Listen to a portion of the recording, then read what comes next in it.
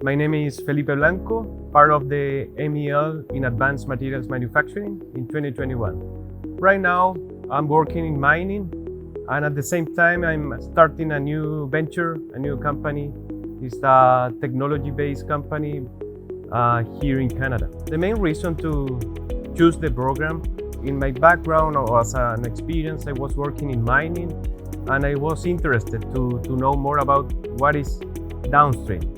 I learned new skills in the innovative ecosystem and managing diverse background, nationalities, cultures, and it's something special, I can say, of this program. Engineering leadership means managing a diverse team. Diverse again in the sense of different backgrounds, disciplines, and having the opportunity to build that team in a way that we can meet or even exceed expectations.